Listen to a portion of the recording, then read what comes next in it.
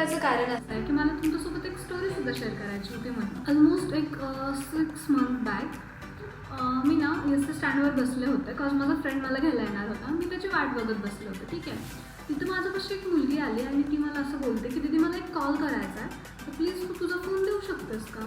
तर आम्हाला की फोन तर हवा आहे ना, तर मग मी फोन दिला. तर ती बोलली दीदी मी माझ्या फ्रेंडला कॉल करणार आहे. आम्हाला कर. देन की मी माझ्या मेल फ्रेंडला कॉल करणार आहे. ठीक आहे. देन ती बोलली की मला माझ्या बॉयफ्रेंडला कॉल करायचा आहे. फोन दिला आणि विचारलं की काय झालं. तर कारण का तिच्या डोळ्यात पाणी मी बघितलं होतं ॲक्च्युली.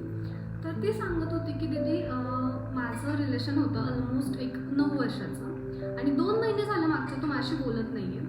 आता 9 वर्षात त्या मुलीला एवढी त्याची सवय झाली होती ना की ती राहू शकत नव्हती त्याच्याशिवाय. ठीक आहे, ती मला स्टोरी सांगतात एवढी इमोशनल झाली होती की दीदी मला एवढं कसं तरी होतं आहे. आम्ही बस स्टँडवर बसलो होतो, पूर्ण गाड्या वगैरे येत आहेत, बाजूला माणसं आणि ती मुलगी भर रस्त्यावर रडते आणि मला काय एक्सप्लेन करणं समजत नव्हतं. कारण का ती रडती माझ्यासोबत, ती तिच्या प्रेमाची भीक मागते की तो माझ्याशी बोलत नाही, माझा कॉल रिसीव्ह नाही करत आहे आणि मला एवढी सवय झाली आहे त्याच्यासोबत की एवढी अटॅच झाली आहे मी.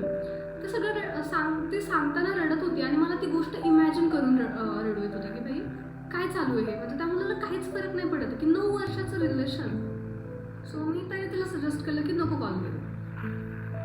हां, म्हणजे तुम्हाला वाटेल की का तुला ब्रेकअप झालेलं बघायचं होतं का, असा काही विषय नाही आहे. 9 वर्षाचं रिलेशन तिच्या एकटीचं नव्हतं. 9 वर्षाचं रिलेशन त्याचं पण होतं. ती एवढी भर रस्त्यात रडते आणि त्याला काहीच घेणं देणं नाही.